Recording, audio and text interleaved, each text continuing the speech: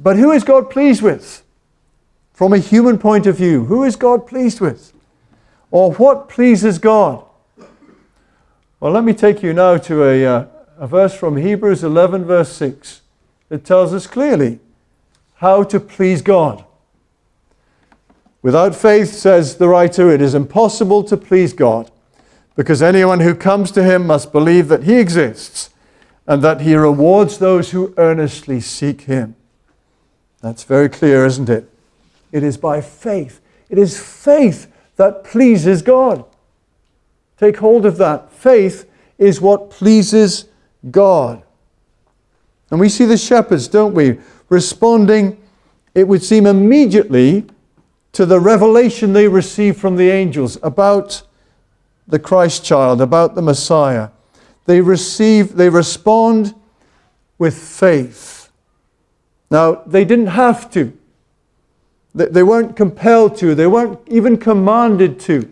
They were invited to, but they weren't commanded to. And they might have said something like, wow, what an experience. Wait till we tell our friends about this angelic experience we've had.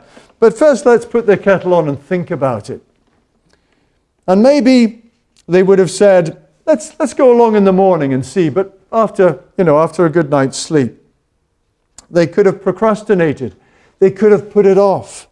They could have said to themselves, when the angels had disappeared and gone back to heaven, oh, I wonder if we've drunk too much this evening. Was it something we ate for dinner?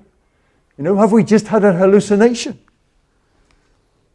Some people respond in that way, don't they? They seek to back out, to escape the challenge of the moment.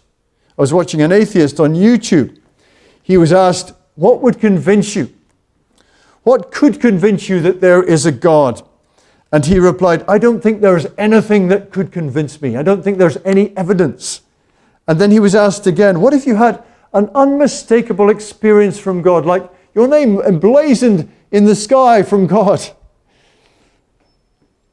Unmistakable evidence that God exists. And he said, oh, I think I was having a hallucination, he said.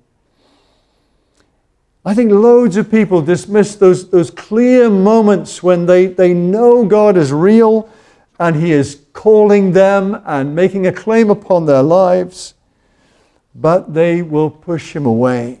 Sometimes it happens in illness, doesn't it? Sometimes in bereavement.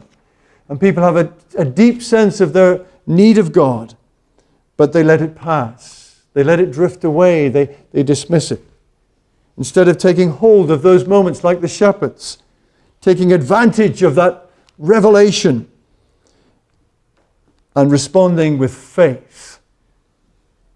There are moments, aren't there, where we realize, when we kind of wake up, it's a wake-up call, how desperately we need him, how desperately we need his mercy. Perhaps thoughts of the Last Judgment might come to mind and we think, where will I be on that day? What will happen to me?